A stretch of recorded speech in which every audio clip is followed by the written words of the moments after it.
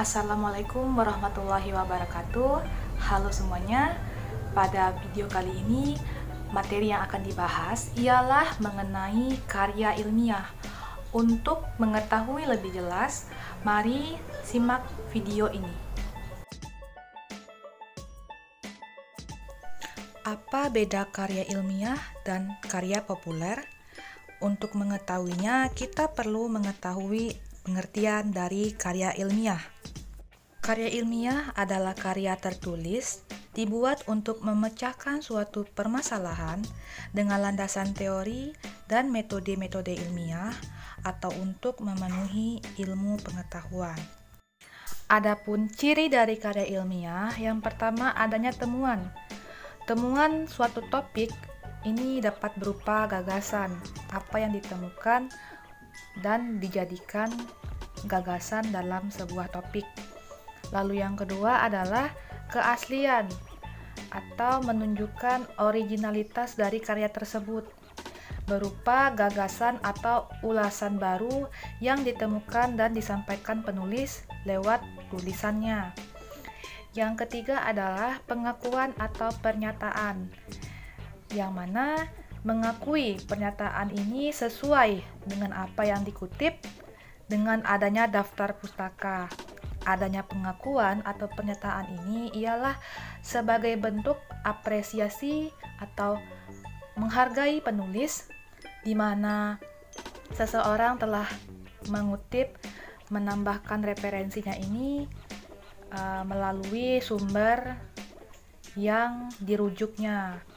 Lalu dengan adanya daftar pustaka atau adanya pernyataan dan pengakuan ini dapat menghindari plagiarisme ataupun tiruan. Jadi dalam pengakuan atau pernyataan ini penting dalam sebuah karya ilmiah. Lalu yang keempat ialah bagian dari komunitas. Di sini memperlihatkan bahwa penulis ini bagian dari suatu komunitas tertentu atau afiliasi. Biasanya dalam sebuah karya ilmiah, dalam pembuatan karya ilmiah maksudnya, akan ada penulis ini berasal dari perguruan tinggi mana ataupun sekolah mana. Berdasarkan hal tersebut, dapat disimpulkan bahwa karya ilmiah ini ditampilkan dengan bahasa baku dan terikat dengan kaidah bahasa Indonesia atau pedoman umum ejaan bahasa Indonesia. Sedangkan karya populer ditampilkan dengan bahasa yang lebih luas, lebih santai namun sopan, serta dapat dipahami oleh masyarakat umum. Nah, ini merupakan contoh bagian dari karya ilmiah. Ada 3 bagian. Yang pertama makalah, laporan penelitian, dan artikel. Untuk makalah ada 3 bentuk. Yang pertama itu makalah tugas perkuliahan, lalu makalah tugas akhir, dan makalah seminar. Nah, yang kedua ialah laporan penelitian, skripsi untuk jenjang strata 1, tesis untuk jenjang strata 2, disertasi untuk jenjang strata 3, dan laporan penelitian. Biasanya laporan penelitian ini ditemukan pada kegiatan kuliah kerja nyata ataupun praktek kerja lapangan. Lalu yang ketiga adalah artikel, ada konseptual dan hasil penelitian. Nah, kalau konseptual ini biasanya tidak melakukan penelitian langsung turun ke lapangan, hanya memaparkan konsep-konsep berdasarkan teori yang jelas sumbernya.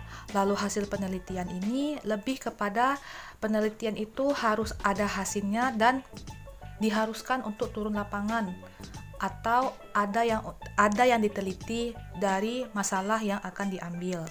Lain halnya dengan karya populer. Karya populer ini biasanya berbentuk tabloid, majalah, koran, ataupun berita-berita online yang dapat diunggah ataupun dilihat melalui Google. Dapat dilihat bentuk dari paragraf untuk karya ilmiah dan karya populer ini terdapat perbedaan. Dari segi bahasa, karya ilmiah ini bahasanya lebih menunjukkan bahasa yang baku dan memiliki rujukan, yakni oleh Edison A. Jamli tahun 2005. Berbeda dengan karya populer. Karya populer ini menggunakan bahasa yang mudah dipahami dan lebih luas. Dan juga pada karya populer ditandai dengan kalimat, apakah kamu pernah cemas dengan minuman alkohol yang diminum menjadi sebuah dilema? Nah, untuk kalimat yang seperti ini tidak pernah ditemukan di karya ilmiah, melainkan lebih sering ditemukan kepada karya populer. Nah, jadi untuk perbedaannya yang lebih mudah kita ketahui ialah yang mana bahasa yang digunakan karya ilmiah ini adalah bahasa yang baku, ilmiah, dan sesuai dengan kaidah dari bahasa Indonesia yang baik dan benar, sedangkan karya populer ini bahasa yang disampaikan lebih luas, lebih praktis, dan lebih mudah dipahami oleh masyarakat umum yang membacanya. Teknik pemilihan topik. Yang pertama adalah menarik perhatian. Ini sangat perlu karena jika tidak menarik, maka pembaca tidak akan membaca tulisan tersebut. Jadi topik yang harus ditulis adalah topik yang menarik perhatian pembaca. Yang kedua ialah diketahui dan dipahami oleh penulis. Jadi penulis harus mengetahui dan memahami apa topik yang akan disampaikan lewat tulisannya, dan harus jelas topiknya dan bebas dari ambigu untuk dibaca oleh pembaca. Lalu jangan terlalu luas, yang mana topik ini harus memfokuskan satu permasalahan dan dijelaskan secara rinci, detail, dan jelas. Dan juga jika terlalu jelas, maka permasalahan itu tidak terlalu menemukan titik masalahnya dan solusinya, dan permasalahan tersebut akan melebar.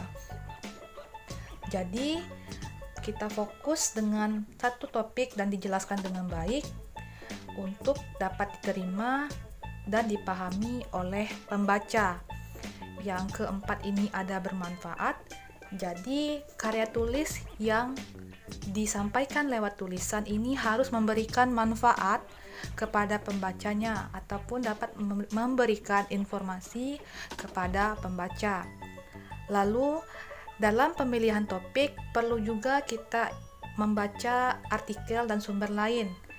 Dengan membaca artikel atau sumber lain ataupun referensi lain dapat menambah literatur kita dan membuat topik yang akan kita jelaskan ini lebih baik, lebih jelas, dan lebih terbaru makna yang disampaikan dalam tulisan tersebut kepada pembaca. Lalu modifikasi. Modifikasi ini bukanlah menjiplak atau meniru, tetapi mengembangkan penelitian lama ataupun penelitian lain untuk menjadi penelitian yang berlanjut dan tentunya akan disertai kebaharuan sesuai dengan konteks yang akan dibahas. Jadi dalam sebuah karya ilmiah, untuk pemilihan topik ini jangan terlalu baru, karena jika terlalu baru tentunya referensi yang akan kita kutip ataupun kita ambil itu lebih sulit ditemukan. Jadi di sini adanya modifikasi untuk mengembangkan penelitian. Misalkan di tahun 2020 kita mengambil penelitian tahun 2007. Adanya penelitian dari 2007 ini akan kita kembangkan untuk lebih jelas dan akan kita tambahkan sedikit kebaharuan agar tidak terjadi jiplak ataupun tiruan. Selanjutnya, temukan masalah. Apa masalah yang akan kita angkat dan dijadikan sebuah tulisan. Nah, jika tahu masalah tersebut, dapatlah kita buat sebuah topik untuk sebuah tulisan. Dan terakhir adalah tanyakan minat Anda.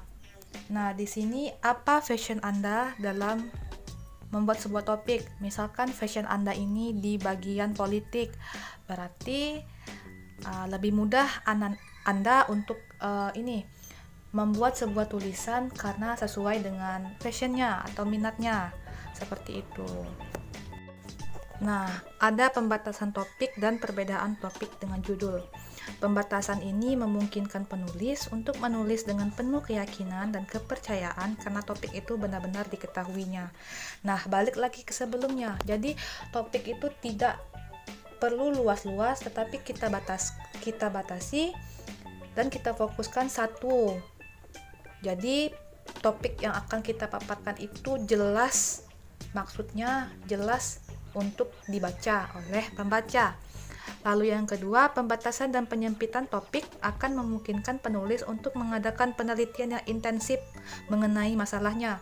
Nah, jika kita memfokuskan satu topik ataupun masalah yang akan kita angkat dalam sebuah tulisan, tentunya penelitian yang dilakukan ini lebih spesifik dan lebih mendalam. Berbeda jika kita melakukan penelitian atau mengangkat beberapa topik, tentunya yang akan kita paparkan itu secara umum saja. Yang selanjutnya ini adalah perbedaan topik dengan judul. Topik ini adalah intisari ataupun pokok pikiran yang menjadi pembahasan. Berbeda dengan judul adalah kalimat yang dijadikan headline atau kepala tulisan agar lebih menarik dan membuat penasaran. Jadi, topik ini adalah gagasan utama atau ide pokok dalam sebuah tulisan. Berbeda dengan judul, judul ini di atas tulisan, tetapi di bawah tema. Nah, seperti itu. Nah, bagian dari karya tulis ilmiah yang pertama ini ada bagian awal, tengah, dan akhir. Untuk bagian awal, dalam tugas perkuliahan biasanya disajikan sampul atau halaman judul, lalu ada kata pengantar dan daftar isi. Kalau dilihat dari laporan penelitian seperti pembuatan skripsi, tesis ataupun disertasi, itu biasanya terdapat sampul atau halaman judul, halaman pengesahan, halaman pernyataan, abstrak, kata pengantar, daftar isi, daftar tabel, daftar gambar ataupun daftar lampiran. Lalu kalau dalam artikel itu biasanya ada sampul atau halaman judul dan juga abstrak.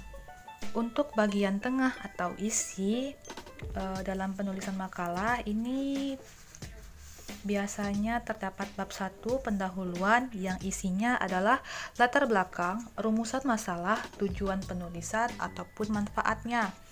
Lalu untuk bab 2 pembahasan ini dibahas yakni bagian makalah dari tugas perkuliahan yang menguraikan isi makalah yang bersangkutan ataupun dikemukakan secara eksplisit komponen-komponen subbab yang membangunnya. Lalu untuk bab 3 penutup biasanya berisi kesimpulan dan saran. Berbeda dengan laporan penelitian seperti skripsi, disertasi, dan tesis, untuk bab satunya lebih banyak yang dibahas, yakni pada bab 1 pendahuluan ada latar belakang, rumusan masalah, tujuan penulisan, batasan masalah, ada manfaat, ada definisi operasional biasanya. Itu disesuaikan dengan judul yang akan dijelaskan atau dibahas. Lalu bab 2-nya itu ada kajian teori atau kajian pustaka. Di sini adalah menyampaikan teori-teori yang akan dipakai dalam sebuah tulisan yang akan dibahas. Lalu yang ketiga itu bab 3-nya adalah metode penelitian. Metode apa yang akan digunakan dalam penelitian tersebut. Yang keempat, bab 4 itu ada pembahasan dan hasil. Jadi hasilnya itu bagaimana dan pembahasannya itu seperti apa. Dan yang terakhir ada bab 5 penutup, itu biasanya terdapat simpulan, saran maupun implikasi. Nah, berbeda dengan artikel, kalau artikel ini penelitiannya kecil-kecilan, dia sama seperti laporan penelitian, seperti skripsi, tetapi pembahasannya itu lebih sempit, lebih ringan, seperti itu. Jadi kalau untuk strukturnya, dalam artikel ini tidak dijelaskan bab 1 pendahuluan, tetapi pendahuluan langsung latar belakang dan tujuan dibuat dalam bentuk paragraf, dilanjutkan dengan metodenya apa yang digunakan, teknik pengumpulan datanya bagaimana, teknik analisis datanya bagaimana, langsung dilanjutkan dengan hasil dan pembahasan dan kesimpulan serta saran. Nah, untuk bagian akhir ini, baik itu makalah tugas, laporan penelitian ataupun artikel, bagian akhir ini ditandai dengan adanya daftar kepustakaan tadi ataupun daftar rujukan dan juga lampiran jika ada. Nah, biasanya lampiran ini lebih sering ditemukan dalam pembuatan sebuah laporan penelitian, baik itu skripsi, tesis, disertasi maupun laporan penelitian kuliah kerja nyata ataupun praktek kerja lapangan. Baik, itulah penjelasan materi mengenai karya ilmiah dan karya populer. Untuk mengetahui lebih jelasnya dapat dilihat ataupun dicari sumber-sumber lain yang ada di internet ataupun sebagainya. Terima kasih telah menonton video ini. Jangan lupa untuk subscribe, like, dan komen di kolom komentar. Assalamualaikum warahmatullahi wabarakatuh.